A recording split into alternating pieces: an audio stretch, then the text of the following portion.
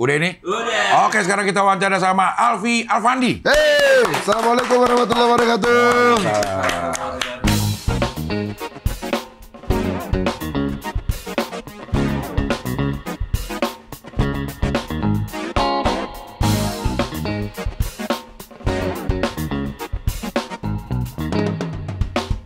Video si siapa namanya? Itu kerja keras gitu. Kerajaan. Terbaru lu kayaknya jadi perempuan. Bahkan pembunuhan pertama gara-gara perempuan. Ini dia. Artis Ya, untuk membiayai cuci uang untuk membiayai kampanye. Bener semua itu kan? Maksudnya kalau nggak bunuh diri, gimana penjelasannya? Kenapa baru Jumat kalau nggak salah dipublikasiin atau apa gitu? Tadi gue diiringi masuk dengan lagu judulnya Sebelum Ku Lelah. Bapak kamu tukang cat ya?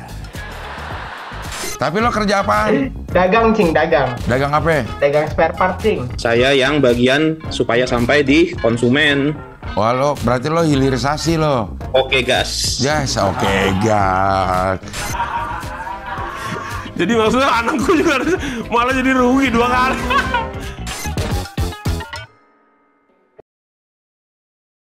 Lambaikan tangan ada kamera kalau nggak kuat.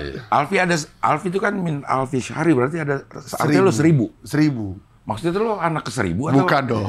Bukan dong. Bukan gitu. Iya, apa maksudnya Alfi? Nama asli itu kan kalau lakop dalam Islam itu kan lakop itu kan gelar ya atau panggilan sebutan dekat lah Alfi Alfandi gitu. Tapi nama asli itu Rahmat Al-Hanafi. Rahmat Al-Hanafi. Kenapa jadi Alfi? Karena jadi Alfi Al-Hanafi itu disingkat Alfi. Anjay. Al-Hanafi jadi Alfi. Iya. Alfandi itu dikasih temen. Jadi kan lo pelukis. Pemberian orang tua lo singkirkan. Enggak gue singkirin. Lo ambil pemberian. Gue kasih tahu sekarang. Lo di mana sih ini? Gue kasih tahu sekarang. Lo sebagai Rahmat Al-Hanafi.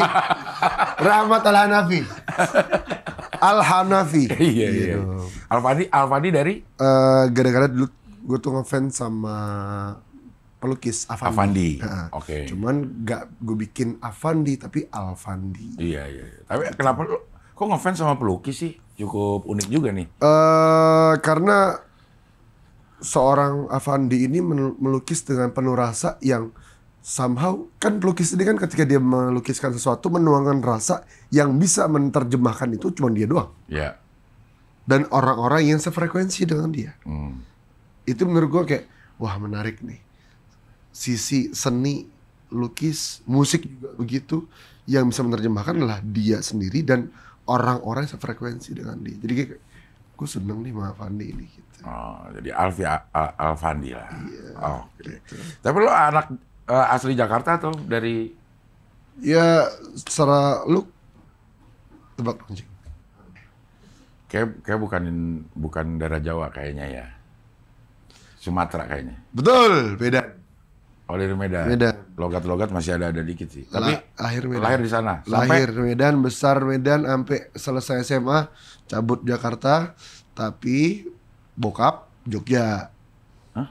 Iya. Bokap tuh dia Jogja, Bantul. Oh, maksudnya di Jogja pas lo ke Jakarta atau di Medan? Enggak, aslinya bokap. Oke. Jogja, cuman beliau stay di Medan. Nyokap aslinya Aceh, stay di Medan. Bertemulah mereka, jadilah gue. SMA lo pindah Jakarta? Pindah Jakarta. Kelar SMA ngapain di Jakarta? Gembel lah. Ngapain lagi dong? Iya pasti sih, cuma maksud gue. Maksud gue motivasinya apa waktu itu? Nah, waktu itu gara-gara ya sebenarnya kakakku yang bilang, "Dek, kau ke Jakarta ya?" Ngapain nggak? Kau ikut model. Karena waktu itu keadaan ekonomi keluarga lagi down. Ya. Akhirnya kakak daftarin menjadi modeling. Ya berangkatlah ke Jakarta, mulai dari start nol banget dan ditambung sama tante. Kebetulan emang tante di entertain juga. Ya sudah diajak sama dia, dibawa ke lokasi syuting sama dia segala macem. Sempet tuh yang lewat-lewat di belakang. Ekstra. Yang sepatu kelihatan, mak gue tahu. Anak gue tuh gitu. Ya. Sampai berapa bulan, akhirnya dapet video klip Sherina. Ini tahun berapa nih? Kalau pertama kali ke Jakarta itu? 2007. 2007. Ya. Gitu kan lah. Itu masih bolak-balik Jakarta Medan. Nah, dapat FTV video klip Sherina, iklan provider alhamdulillah mulai naik tuh, baru fokus kepada film gitu. Masuk ke film tahun 2008. Benci Disco ya. Apa namanya? Benci Disco. Oke. Itu udah ini perannya udah belum, masih bantu-bantuin aja. Oke. Masih bantu-bantuin, tapi yang sudah klimaks top momen itu ya film UJ 2014. 2014. Waktu kepilih jadi pemeran UJ apa sih ininya? Pertimbangannya? Suara katanya. Suara. Muka jauh kan? Iya. Ya kan, muka jauh banget. UJ, masya Allah kan. Dia yang dites nyanyinya? Ngaji. Emang di Medan ngajian lo orangnya? Ngajian. Maksudnya, ntar lu ngajian ini apa? Suka ngaji. Orangnya suka ikut pengajian lah gitu. Oh gitu. Iya. Oke, Cik Abdul Muhammad Dede ya. Pengajian. Umur 7 tahun lah. 7 tahun gue belajar ngaji, sempat belajar jadi qori. Menang azan. Dan ya sempat mendalami bahasa Arab, cuman lupa ketika menyelami dunia hitam di ibu kota. Maksud gue lo kan memang di Sumatera kecil dengan didikan asupan agama yang banyak gitu. Ya kan, lo qori juga gitu. Masuk ke Jakarta, kenapa jadi pemabokan maksudnya gitu? Maksudnya? Kenapa bahasanya pemabokan? Ya. Tolong dong ini. Apa ya namanya ya, gitu ya. Maksudnya buat gue pemadatan gitu. Pemadatan. Ya kan nggak kosong-kosong banget iman gitu. Iya. Nggak kosong-kosong banget iman masuk ke Jakarta. Banyak orang yang tergelincir kayak gitu, Vi. Maksud gue tuh salahnya tuh sebenarnya di mana ya? Ada orang yang udah punya nggak kosong-kosong banget, tapi kok kegelincirnya tuh gampang. Terus orang-orang yang kayak gitu ya, kalau gue lihat, kalau kegelincir itu dia total habis itu kegelincirnya masuk ke dalam gitu. Betul. Padahal modalnya tuh ada, kita sering banyak lah. Kalau punya temen yang kayak gitu, gue yakin banyak. Gue juga ada beberapa temen yang kayak gitu. Ini orangnya kuat, imannya kuat gitu. Cuman kalau kegelincir, kayaknya total banget. Dalam banget. Nah itu kalau menurut lo, Allah Subhanahu Wa Taala mengatakan dalam Al-Quran, Bismillahirrahmanirrahim. Wala nabluwanakum hatta na'lamal mujahidina wa sabirna minkum wa nablu akhbarakum.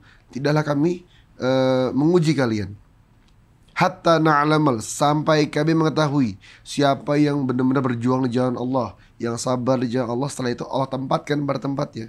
Nah, kalau orang kayak gue yang dulunya pernah tahu agama kemudian ke Jakarta nyemplung ke lembah yang hitam, kenapa?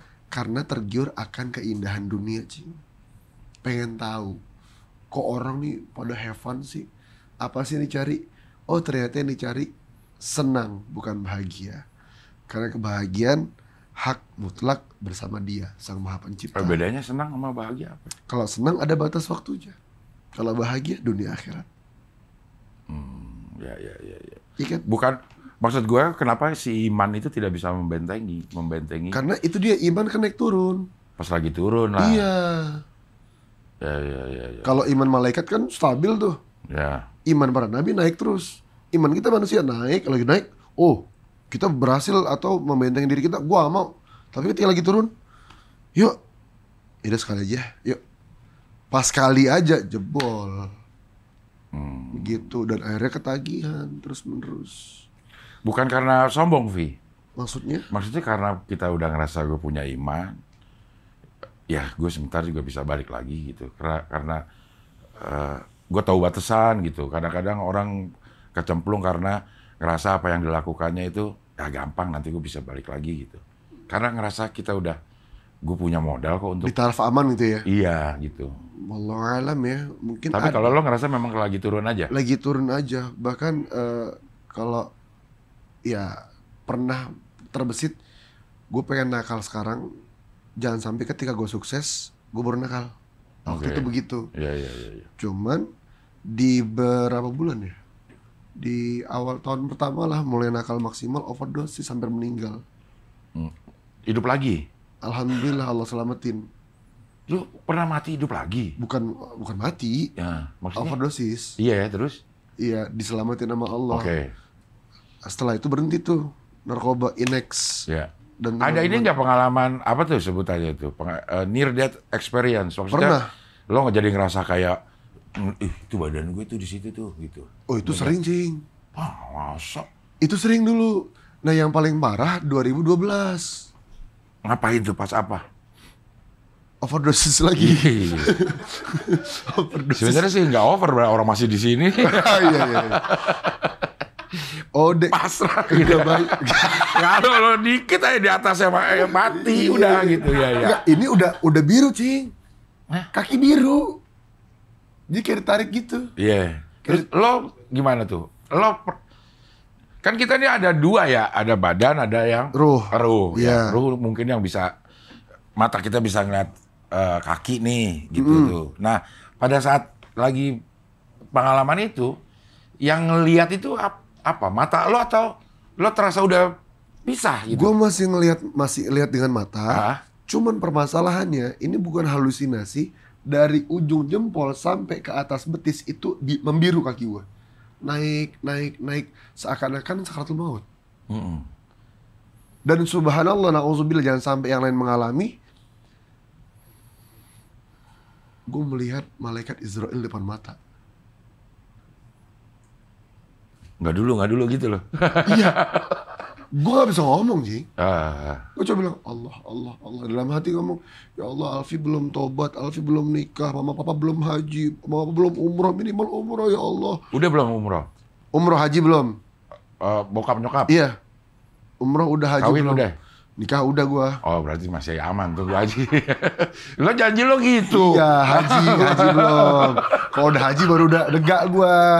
Kan gitu kan? Iya kan? Karena kan tugas kita sebagai anak adalah berbakti kepada orang tua. Betul. Gitu. Ya. Gue pengen menghajikan orang tua gue. Tolong jangan dulu ya Allah. Itu naik sampai ke atas betis ini. Dan melihat malaikat Israel. Ini sempat menjadi perbincangan, bahkan sempat viral di sosial media. Tidak mungkin melihat malaikat Israel. Mohon maaf, saya tidak bilang itu benar malaikat Israel. Tapi ini dikuatkan dalam kitabnya Imam Ghazali. Oke. Imam Ghazali mengatakan bahwa malaikat Israel menziarahi manusia. Setiap manusia seharinya 70 kali.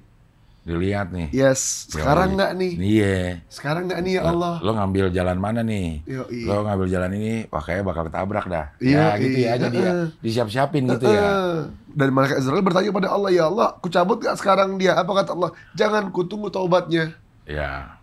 Terus menerus begitu. Jadi mohon maaf teman-teman yang kemarin viral di sosial media mengatakan, oh Alfi halu melihat malaikat Israel. Tidak, yang mengatakan ini adalah Imam Ghazali rahimahullah ta'ala anhu. Gitu. Dan mungkin orang-orang akhirnya berkomen kayak gitu karena lo dalam kondisi OD. bisa jadi. Iya, dalam kondisi under itu pengaruh. Siapa Iya. tahu lo lagi halu. Betul. Tapi kalau lagi halu masa bisa tobat sih? Gitu Iya. ya, maksudnya bisa iya. punya kesadaran, Iya. pengen tobat Iya, kayak gitu. iya. Iya. Sampai mana akhirnya tuh? Sampai atas ini doang. Gue nangis doang tuh, nangis. Allah, cuma bisa ngomong Allah. Bahkan badan juga gak bisa gerak. Allah, nangis terus. Allah. Sampai jam 6 sore, dari jam 11 siang sampai jam 6 sore. Jam 6 sore mulai turun ke bawah. Sampai ngeliat kaki jempol udah merah tuh ya, udah mulai normal. Makasih Allah. Itu sendiri tuh? Ada orang di rumah yang nemenin. Dan ya udah kayak abang sendiri, dia nelfon ke bokap. Dia lapor ke bokap, Pak Alfi begini. Bilang sama dia, bawa ke rumah sakit sekarang. Kalau mau bawa rumah sakit sekarang, atau minum obat yang papa kasih. Udah, kan kebetulan bokap di farmasi kan. Beliau kasih obat segala macem. Udah, minum, mulai turun sober. Gitu. Itu terakhir tuh. Terakhir Bandel juga. bandel. Tahun 2012. 2012.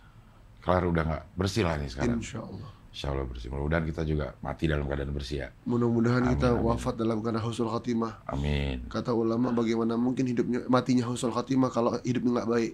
Ya. Kan begitu. Iya. Ya Cang lebih tahu lah pokoknya, Cing.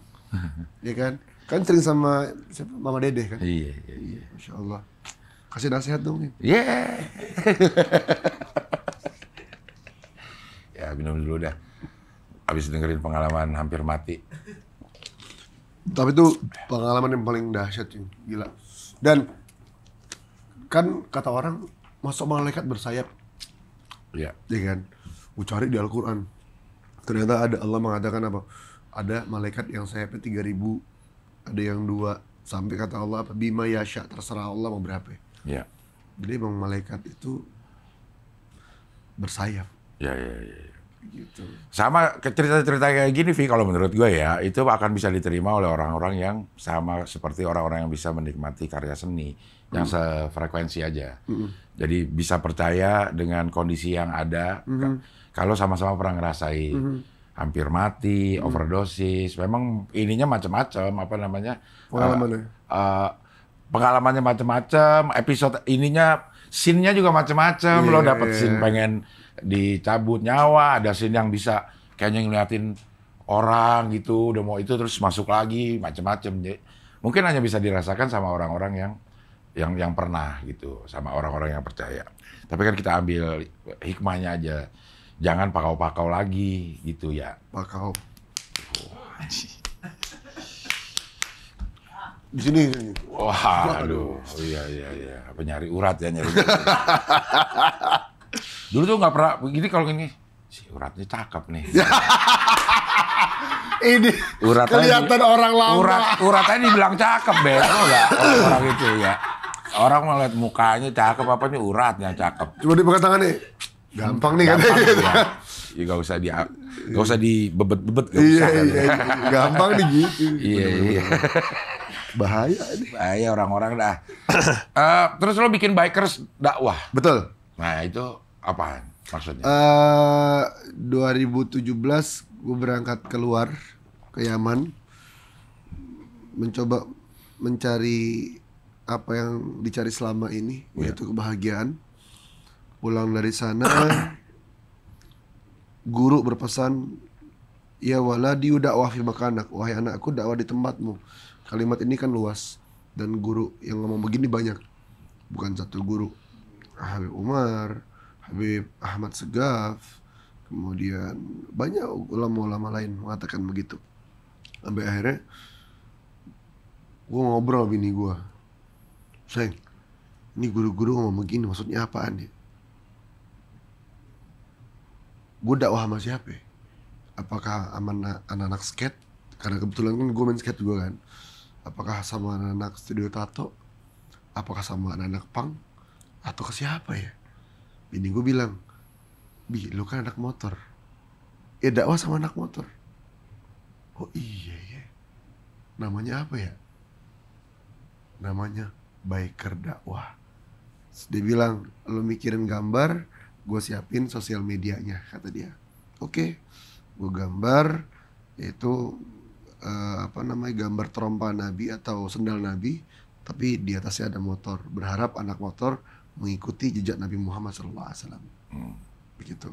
Nah, tadinya biker dakwah karena capek nyamperin orang terus menerus, kita bikin wadah lah base camp dan merangkul, mengajak senior-senior yang di pondok untuk bantuin dakwah di sini, yuk ngajar di sini dengan cara santai, nongkrong, begitu. Akhirnya mereka pada datang.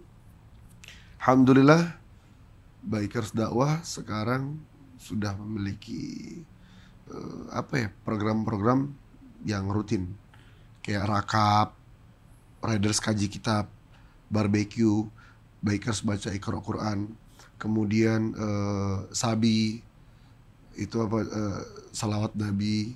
Sabi kali ya. Iya, sabi kali gitu ya. kan. Kemudian sajam, safar jelajah alam, rajam, Ramadan jam malam, kopdar, Kopi Darat, Submori, Subuhan Morning Ride yang sekarang kita galakkan lagi Subuh Akbar. Di setiap bulannya ribuan motor alhamdulillah. Wah, kemudian apalagi di konten YouTube-nya ada Bid'ah, bicara tentang hidayah, ada Bisbak, bicara seputar akhlak. Dan semua konten itu, semua pergerakan itu jalan yang kita utamakan bagaimana caranya menyampaikan sir atau nur Nabi Muhammad dengan cara apa saja, termasuk lewat bermusik. Iya. Terus gerakan itu uangnya dari mana sih? Kan harus ada uang dong. Aduh, Cing siapa sih yang masih pertanyaan itu? Aduh, gue takut. Jadi mereka tidak dipungut biaya seperak pun.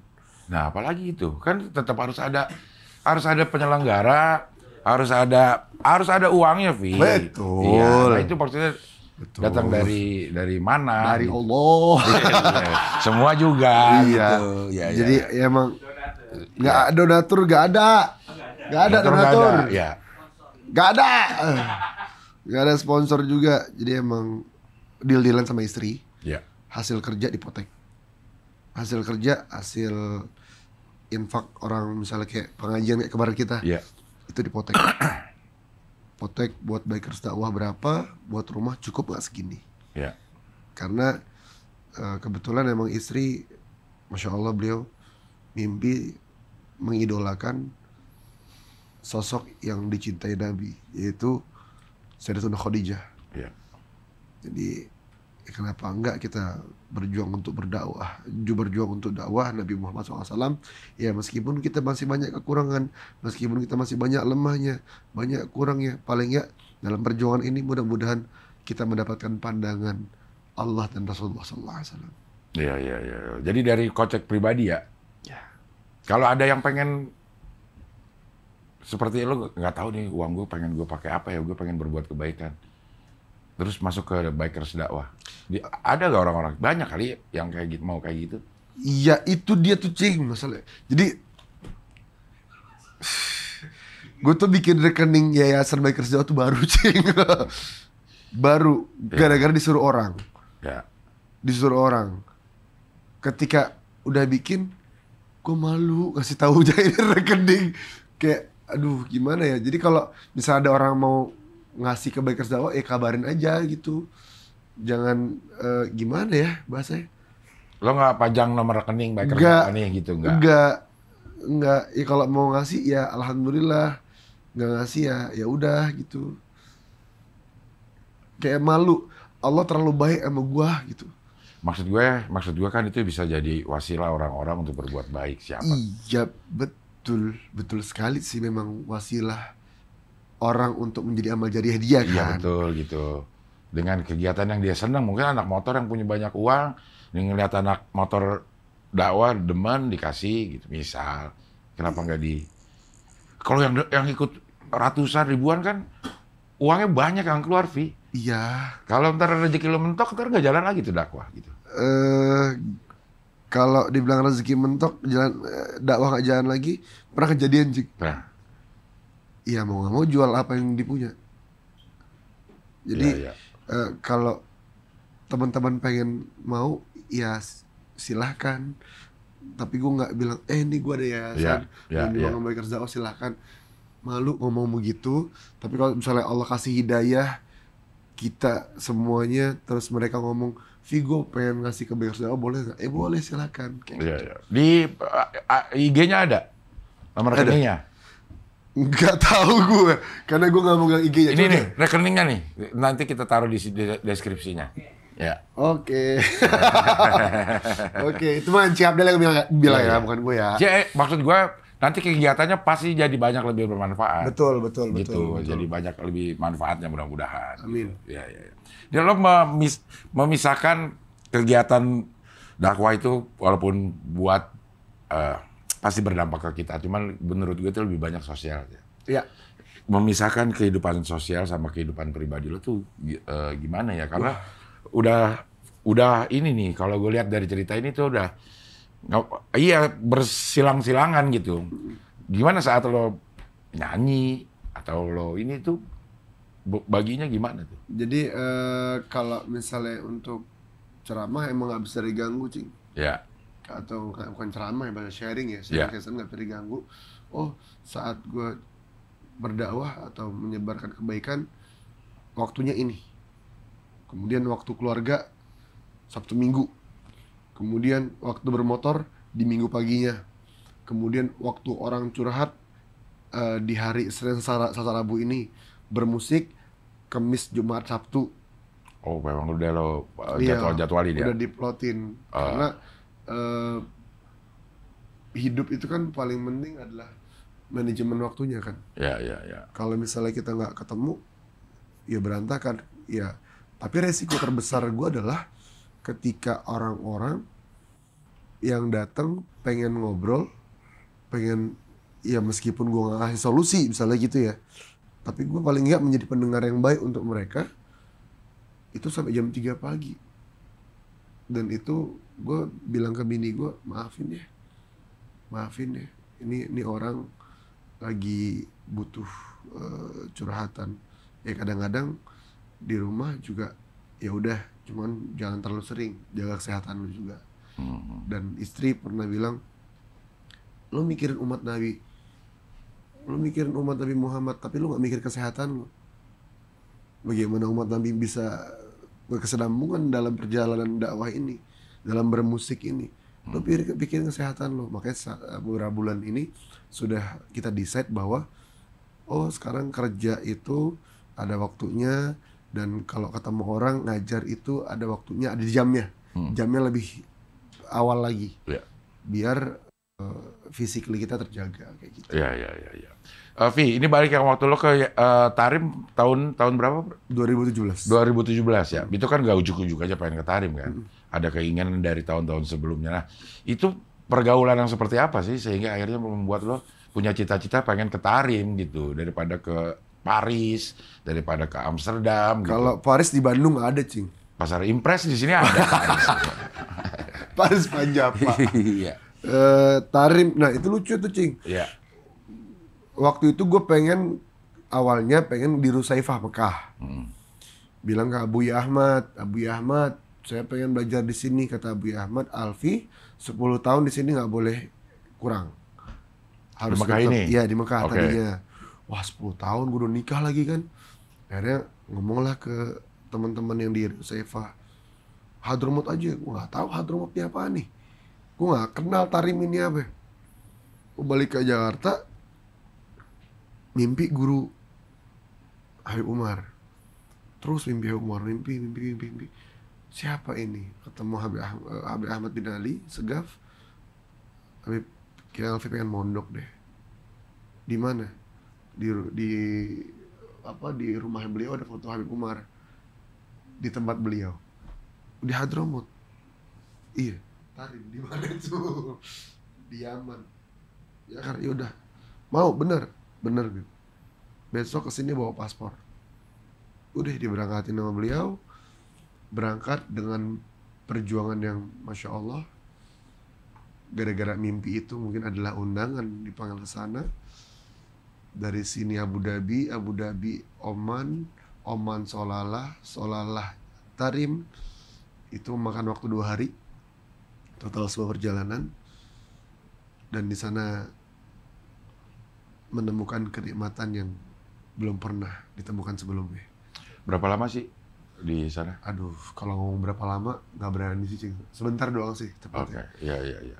Tapi kan kenikmatan apa sih orang gue yang selalu gue denger di sana? Listrik, Mati. ada waktunya mati. Betul.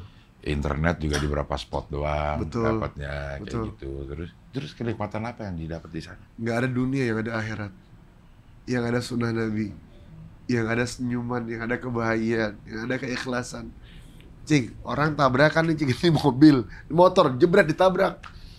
Yang punya motor jatuh berdiri, yang punya mobil turun, bukan marah-marahan. Cuma nanya, ente nggak apa? Salaman, sholat Nabi Muhammad, sholawat bubar. Dan setiap malamnya setiap jam 2 pagi kita diajarkan untuk apa? Bangun, tahajud, baca Asmaul Husna wirid sampai subuh. ambil subuh, kemudian daras pagi, habis itu habis sarapan, istirahat sebentar, ada kelas lagi. Terus menerus begitu. Terus membaca madaih ini adalah pujian kepada Nabi Muhammad SAW, pujian kepada Allah Subhanahu Wa Taala, yang kita lantunkan sampai orang nangis, teriak-teriak karena kerinduan kepada Allah, kerinduan pada Nabi Muhammad. Pada akhirnya di sana, buat gue pribadi ya, menyadari, ya Allah terlalu baik sama gue. Jadi ini apa ya, sebuah kenikmatan yang menyebabkan mudah-mudahan, kan kata Nabi, man safahatul ulama, man jalasatul ulama fid dunya faqad jalasatu di fil akhirah. Barang siapa yang duduk bersama ulama dunia, maka dia akan duduk di akhirat bersamaku. Nah, itu yang menjadi hujah bagi gue pribadi. Mudah-mudahan gue di akhirat dikumpulkan bersama Nabi Muhammad. Ya. Lu mau ke Tarim lagi katanya? Insyaallah. Terakhir kita ketemu ngomong, ada beberapa pilihan. Iya. Kemarin tadi kan mau kemana nih? Harusnya habis umroh langsung sana. Cuma karena istri pulang sendirian, nggak berani gue tinggalin. Gue nggak jadi ke Tarim tahun ini. Mungkin insya Allah doain tahun depan. Itu mau ngapain? Laporan ke guru tentang dakwah, perkembangan dakwah. Bagaimana anak-anak muda di Indonesia, di Jakarta khususnya. Begitu. Dan bertanya kepada guru, apa lagi yang harus dibuat untuk bisa membuat bahagia Nabi Muhammad.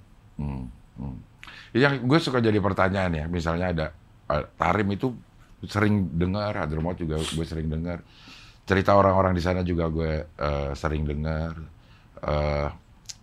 fasilitas-fasilitas di sana gue juga sering dengar. Maksud gue, tempat yang seperti itu kenapa bisa dijadikan modal untuk ngadepin dunia yang begitu hingar-bingar? Kayak misalnya, kalau kita pengen jago tata kota segala macam, kita ke Belanda belajarnya. Emang di sana lebih modern. Atau kita pengen jago nuklir, ya kita belajar ke Jepang sana, memang sana lebih modern. Kita mau menghadapi dunia yang hingar-bingar ke tempat yang nggak punya listrik. Nggak make sense ya?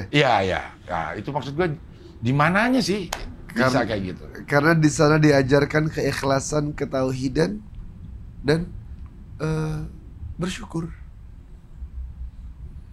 Kata kunci dari hidup bahagia itu adalah bersyukur. Ketika pahit bersyukur, maka jadi manis. Ketika datang ketidakenakan, bersyukur dan ikhlaskan, maka jadi manis. Semua diajarkan la ilaha illallah. Masya Allah, ini maunya Allah, ini maunya Allah. Yang penting Allah ridha, jalanin. Jadi di sana tuh lebih apa ya? Tarbiyahnya lebih ke batiniah kita. Bagaimana menghadapi hingar-bingar, oh fulan begitu, Masya Allah. Bagaimana kita melihat satu sisi dari sisi yang lain. Kayak misalnya gini, oh gue ngelihat tumbler nih bentuknya ya misalnya persegi panjang gitu ya. Tapi enggak, ternyata apa? Tumbler nih bulat, dilihat dari atas. Ya. Bagaimana sisi lainnya? Kayak misalnya ada orang mencaci maki kita. Oh, dia bukan benci sama kita, tapi karena dia terlalu sayang sama kita. Pola pikir begitu tuh, yang pada akhirnya mengubah pola pikir kita terhadap orang lain dan terhadap dunia. Kenapa Allah berikan ini? Pasti ada hikmahnya. Kenapa Allah berikan itu? Pasti ada hikmahnya. Allah mau apa? Ya Rabb, hamba ikutin maunya Allah. Ketika sudah menyadari itu semua, maka apa yang Allah berikan kepada kita dalam hidup kita akan kita kembalikan kepada Allah Subhanahu Wa Taala. Ya. Banyak yang bilang begini, Vi. Hal-hal itu bisa kita jalankan kalau kita hidup udah enak gitu. Dapat ujian sedikit ya kita ini. Cuman kalau untuk orang-orang yang lagi terpuruk saat masa-masa lo bandel, siapapun lagi bandel, ngerasakan kita ditinggalin orang, ditinggalin segala macam, putus asa, kayak mendingan mati dah kayak gitu. Lo dapat ke privilege, bisa lewat dari keadaan itu, lo punya modal iman yang bagus. Tapi buat orang-orang yang nggak punya modal sekuat lo gitu, gimana cara numbuhin apa ya, percaya dirinya bahwa hidup lo sebenarnya nggak selesai kok di sini, lo masih bisa lebih bagus. Nah itu gimana cara menumbuhkan kesadaran itu gitu? Kalau dibilang modal sekuat gue, nggak cing, gue juga modalnya nggak kuat cing. Ya. Brainwash dari nyokap yang selalu tergiang sampai detik ini. Apa kata nyokap? Kalau orang lain bisa, kenapa kau enggak? Kalau gue kan kebalik, kalau orang lain bisa, kenapa harus kita? Aduh, dia belok ke sana. Gua udah lempeng. Dia belok. Aduh. Sebenarnya orang lain yang ngerjain, kenapa harus kita? Kenapa harus kita ya? Bener juga ya. Kalau orang lain bisa, ngapa harus kita turun ya? Iya. Iya juga ya. Tapi kan pengalaman itu. Iya, oke. Ya. Gitu kan. Jadi ada hal-hal sebenarnya yang kalau lo pengen ingat sebenarnya lo punya modal untuk balik ke hidup yang benar gitu. Iya. Ya. Termasuk potongan-potongan kalimat dari nyokap. Kalau kita ingat pasti banyak nasihat sebenarnya. Betul. Ya, Dan nyokap selalu ngomong begitu, Alfi, kalau orang bisa, kau pasti bisa, nak. Kau pasti bisa. Tergantung kau mau atau enggak. Nah, selalu itu. Oke. Akhirnya ke brainwash terus sampai detik ini. Nah, suatu saat gue ngelihat di bukan sosial media ya, di internet, seseorang mati senyum, Cing. Oke. Senyumnya begini, gigi kelihatan. Udah nih orang mati gimana? Kok enak banget nih. Nah, kecemburuan itu artinya apa? Sifat cemburu kita kepada orang-orang soleh, orang-orang beruntung harus dipupuk agar apa? Agar kita bisa mengikuti jejak mereka, mati dalam keadaan husnul khatimah. Iya. Pada saat lo dalam keadaan situasi buruk waktu itu, sebelum kena overdosis, ada nggak kepengenan sembuh atau pengen tobat segala macam? Cing, ngeliat yang mati husnul khotimah yang senyum itu gue lagi mabok, Cing. Gue lagi giting di depan masjid. Cuman sekedar pengen doang, tidak dilaksanakan. Gue laksanakan malamnya. Paginya mabok lagi. Iya. Gue tidur karena gue mikir gini, kan tidur adalah mati yang sebentar. Iya. Gue praktekin, Cing, malamnya. Lo tidurnya senyum. Iya. Itu emang ketololan yang hakiki ya. Iya. Karena kan ilmu gue kan emang dasar orang yang nggak tahu kan, nggak punya ilmu. Akhirnya gue tidur gini, gampang mati senyum. Iya. Nggak nyampe semenit. Ya. Begitu. Oke, sekarang ke nyanyi mulai kapan kalau nyanyi? Nyanyi sebenarnya dari SMP gue bikin lagu pertama kelas 2 SMP. Masih inget tuh lagu? Masih, tapi jangan dong. Aku malu. Ya, SMP udah bikin lagu. Dan udah ngeband segala macam tuh. Ngeband. SMP lagunya ngepop, SMA screamer jadi gitu. Oke. Sampai akhirnya pecahlah suara, kan? Kemudian sampai di Jakarta ingin bermusik, lingkungan sangat mendukung. Teman-teman musisi banyak sekali pada saat itu.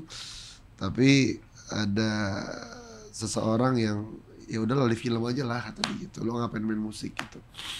Sementara kok gue pengennya bermusik gitu. Nah, akhirnya mulai bangkit lagi tahun 2020 Covid. 1920. Sebuah lagu yang ditemukan kemudian dipakai, ternyata lagu tersebut menjadi sebuah hal yang positif vibes buat orang-orang. Oke, dari situ ngeliat, oke, kalau emang ini kena, gue bikin lagi yang lain, bikin lagi terus menerus sampai sekarang. Beberapa, ini bukan lagu religi, ini bukan lagu yang hanya untuk agama Islam misalnya gitu. Enggak, ini untuk kita semua secara light, cuma berdasarkan hadis dan Quran. Udah berapa lagu yang lo bikin dengan konsep seperti ini nih?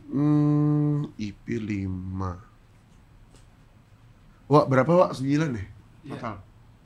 Dan 9-9-nya udah bisa dinikmati? Sudah bisa dinikmatin di platform kesayangan pemirsa. Anjay, kesayangan.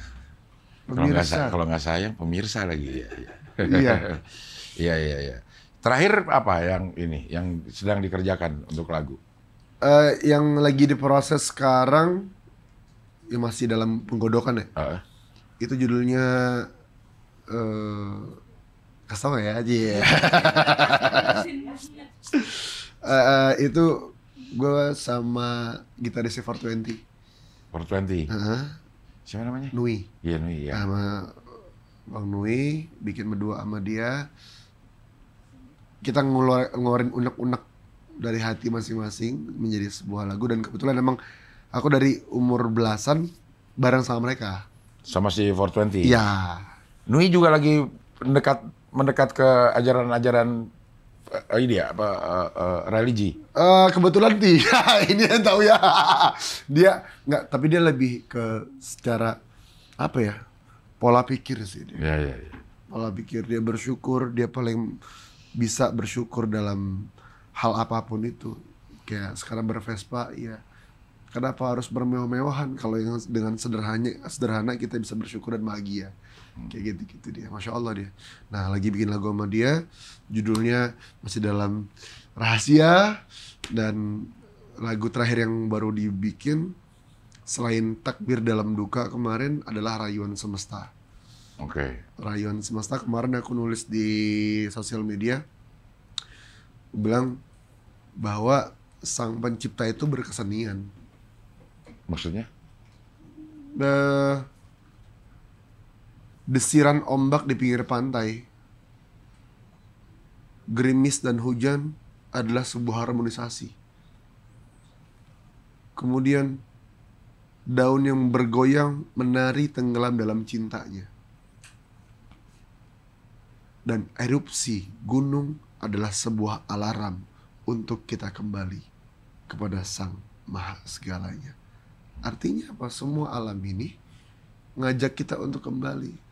Maka lagu yang terakhir yang sebelum Takbir Dalam Duka dibikin judulnya Rayuan Semesta. Oke, Rayuan Semesta. Ya, yang rilis terakhir apa? Yang paling terakhir? Ah. Takbir Dalam Duka. Ya, itu apa? Bercerita tentang? Ya, Takbir Dalam Duka itu sebenarnya di-challenge sama bini sih. Dibilang, Bi, bisa nggak lu bikin ini H-seminggu? Iya, H-5 hari. H-5 hari di-challenge sama bini. Bisa nggak lu bikin lagu tentang takbiran? Tapi yang berbeda, kata dia. Oke. Di ini puasa ini lebaran ini? Iya, Oke, lebaran kemarin. Yang gue guide adalah Daud Darbuka. Daud Debu. Ya. Bang Daud Debu. Kemudian yang apa namanya? Ya, keyboard? Bukan. Yang bagian rekod apa? Mixing. Recorder. Yang record itu yang produce Kacanga, ex drummer Bunga. Terus Ojan Sisi Tipsi. Duet. Aku minta suara dia di Okay. situ.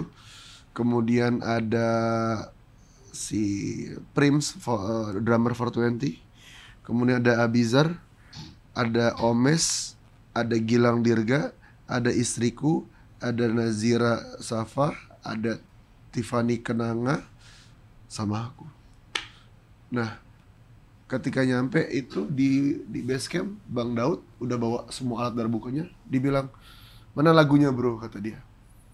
Sementara aku baru nyampe, nggak ada. Belum ada? Iya, nggak tahu bikin apa juga. Oke. Sebentar Bang, ambil gitar ini, bikin, oke. Yang dipikir adalah, apakah pantas kita merasa menang? Sementara puasa kita, tahajudnya berantakan. Sementara saudara di Palestina begitu. Akhirnya jadilah Takbir Dalam Duka, sebuah harmonisasi psychedelic, semi psychedelic dan agak folk sedikit, yang unpredictable, nggak disangka-sangka. Rilisnya ketika sahabatku berpulang ke rahmatullah, Babe Cabita. Itu yang tamparan keras buat aku, kayak wah, Takbir Dalam Duka kok jadi kesini gitu. Itu yang kayak apa ya? Jadi tamparan buat diri sendiri sih. Itu yang last rilis. Udah ada video klipnya segala macam? Udah Bisa dilihat di YouTube, Spotify, di Joox, iTunes sudah ada semua. Kalau YouTube-nya siapa? Di YouTube aku pribadi. Di YouTube lo. Ini kalau ini pakai label-labelan nggak sih? Gak ada ya. Kita indie. Ada lagu gitu. Indie semut. Injit. Siapa Injit itu. Injit. Lo tau nggak lagu ini? Indi nama seorang gadis Sederhana tapi manis. Bimbi. Lebih tua lagi. Lebih tua lagi dia. Emang senior beda sih. Iya kan? Gue gak bilang tua tapi senior. Iya. Duluan aja sih. Duluan 40 tahun. Iya. Udah ada gitar nih, lo mau nyanyi apaan? Po ame-ame belalang kuku dong. Jangan dong. Oke, jangan dong. Apa yang pengen lo nyanyi? Terserah. Terserah lo malah. Mungkin lebih ke rayuan semesta kali ya. Oke. Karena rayuan semesta ini ada kisah menarik sih nih, Cik. Guru gue nanya, dia bilang gini, Vi, yang ngasih baju lu siapa? Wah, masa gue jawab endorse? Iya. Mungkin kan? Rabani. Iya kan? Iya. Review kan nggak mungkin kan? Iya. Uniqlo kan nggak Iya. mungkin kan? Terus yang ngasih baju lu siapa? Karena guru yang nanya, gue mikir, wah ini pasti ke tauhid nih. Allah, Bib. Oke. Masya Allah. Yang ngasih wajah Allah, yang ngasih sehat Allah, suara Allah, pikiran Allah, ide Allah, tampan Allah, jantung Allah, detak jantung Allah, terakhir nih tamparan dari beliau. Terus Alfi yang mana kalau semuanya Allah? Ya. Diam, nggak ada, yang ada hanya Allah. Dari situ mulai jadi terbesit beberapa hal, jadilah lagu Rayuan Semesta. Oke. Gitu. Ya. Boleh di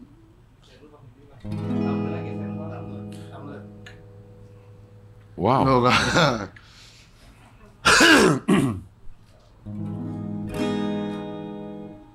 Udara itu aku, tatap matamu juga aku, tak peduli niscaya terjadi, irama jantungmu bernyanyi untukku. Oh sayangku, kembali pulang, nikmatkan ku janjikan, kan semakin terbuka, agar kamu kan tahu siapa aku sebenarnya. Sayangku, aku rindu kamu. Oh sayangku, kembali pulang, nikmatkan ku janjikan, kan semakin terbuka, agar kamu kan tahu siapa aku sebenarnya. Sayangku, aku rindu kamu.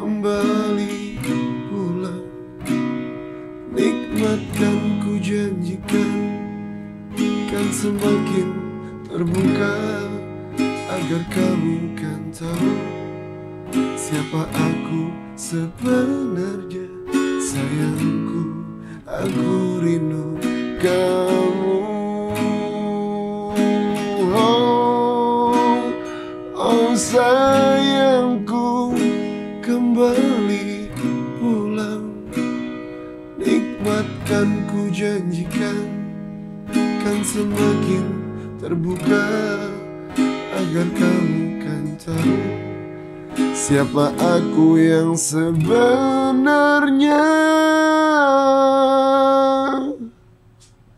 Sayangku, aku rindu kamu.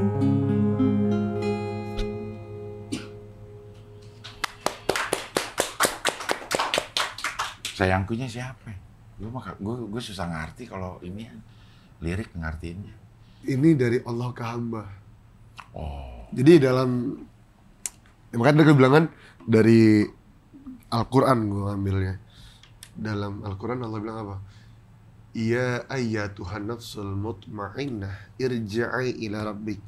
Wahai jiwa-jiwa yang tenang, kembalilah kepada Tuhanmu. Disuruh pulang kita. Disuruh kembali kepada Allah. Ud'uni, datanglah kepadaku, mintalah kepadaku, disuruh pulang. Nah ini gue terjemahkan dengan seperti ini. Maka, oh sayangku, kembali pulang. Nikmatkan, kujanjikan dalam surah di Al-Quran dijelaskan apa? Wa man yuhajir fi sabilillah. Barang siapa yang berpindah menuju Allah Subhanahu wa taala, maka apa? Yazid fil ardi muragaman katsira wa sa'ah. Maka akan kutambahkan rezeki yang begitu luas. Nikmatkan, kujanjikan kan semakin terbuka. Agar kamu kan tahu siapa aku sebenarnya. Sayangku, aku rindu kamu. Ketika malaikat Israel tadi kita bahas dalam kitabnya Imam Ghazali, menziarah manusia 70 kali sehari dan minta kepada Allah, ya Allah, ku cabutkan nyawa fulan. Apa kata Allah? Jangan dulu, ku tunggu taubatnya. Karena Allah menunggu dan rindu tangisan seorang hamba. Ini terjemahin. Jadi ini ingat mengingatkan kita bahwa kita kapan aja bisa dipanggil sebenarnya ya. Ya. Lo rencana kapan? Ya tergantung Encing dulu. Encing mau gimana? Mau duluan apa? Ya gua duluan lah nyelawatnya. Gak apa-apa. Ya nggak masalah. Yang penting husnul khotimah. Iya, penting husnul khotimah. Iya nggak? Iya. Itu kan impian terbesar. Benar. Paling indah itu kan meninggal di bulan Ramadan di hari ulang tahun. Iya. Lagi puasa. Hari Jumat lagi. Jumat.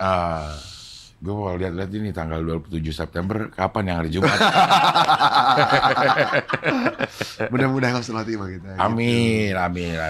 Istiqomah mudah-mudahan lah. Betul. Yang bisa kita lakukan sambil nunggu nanti kita dicabut nyawanya, istiqomah aja supaya bisa husnul khotimah. Amin. Alfi, makasih udah datang ke sini. Makasih banyak, Cing. Makasih udah ngingetin kita semua. Mudah-mudahan kita bisa jadi orang yang istiqomah paling tidak dengan apa yang kita lakukan. Betul. Dan kalau pengen mati meninggalkan banyak manfaat buat orang. Iya, khairun nas anfa'uhum linnas. Baik-baik manusia adalah manusia bermanfaat orang lain dan menjadikan manfaat tersebut ya mungkin lewat Cing Abdel dengan cara berbicaranya di konten atau di televisinya, dan setiap kita punya kans untuk menjadi orang bermanfaat orang lain. Dan ingatlah tujuan kita akhirat dan tujuan kita adalah husnul khatimah, bertemu dengan baginda Muhammad sallallahu alaihi wasallam. Ya. Kalau pengen lihat lagu-lagu yang model-model seperti itu, banyak pesan di dalamnya, silakan di YouTube-nya Alfi udah ada 9 berarti. 9. Udah ada 9. Bisa didengar di Spotify, iTunes, di Apple Music, Joox, segala macam lah, semuanya. Mudah-mudahan bisa jadi manfaat lagu-lagunya Alfi. Iya, dan boleh ini Cing, lagu-lagu gue silakan dengerin pakai headset dan dalam kesendirian. Oke. Karena itu akan lebih berasa. Iya, kayak ada lagu sebelumnya ini deras itu hubungan suami istri. Ketika mendengar itu pakai headset, kita akan merasakan bahwa betapa bersyukurnya kita memiliki pasangan. Ya. Kayak gitu-gitulah. Jadi memang lebih ke sini sih. Ya. Dan buat yang punya duit banyak, nggak tahu pakai diapain duitnya lebih bermanfaat, silakan ada rekening Biker Dakwah di deskripsi, silakan. Mudah-mudahan bisa menjadi lebih bermanfaat. Amin. Langsung berasa manfaatnya buat orang-orang. Amin. Kalau uangnya lebih banyak ya kan? Betul. Ya. Dan doain Cing, doain. Ini teman-teman tolong doain semuanya. Semoga program Subuh Akbar setiap bulannya bisa terrealisasikan. Amin. Karena apa? Di akhir zaman kita melihat Palestina keadaan seperti itu, dan ada sempat di berita dikatakan bahwa mereka mempersiapkan kedatangan Dajjal. Lalu kenapa kita tidak mempersiapkan kedatangan Imam Mahdi dengan cara apa? Hal yang paling takuti mereka adalah apa? Sholat subuh ramainya seperti dengan sholat Jumat. Makanya gerakan Bikers Dakwah, gerakan kita bersama, gerakan umat Nabi Muhammad adalah mari kita gerakkan sholat subuh akbar di mana saja. Kalau bisa, mudah-mudahan di seluruh Indonesia, di Jakarta kita ngelakuinnya setiap minggu keempat di setiap bulannya. Ya, kalau pengen lihatnya di Instagramnya Bikers Dakwah. Ya. Sekarang ada di masjid mana, Yap. langsung menuju sana aja ya. Betul sekali. Oke, dan mudah-mudahan hajat yang paling dekat segera terkabul. Amin. Mudah-mudahan jadi berita gembira di Amin, ya bulan Rabb. depan. Amin, Mudah-mudahan ya Allah. Amin, ya Allah. besok kita ketemu lagi udah dengan berita Cing berhasil. Amin ya Allah. Ya Rabb. Ya Rabb. Amin ya Allah. Oke. Alfi, makasih banget. Makasih banyak. Sampai ketemu lagi ya. Doain ya. Sama-sama. Iya. Oke, sampai ketemu lagi di wawancara dengan tamu berikutnya.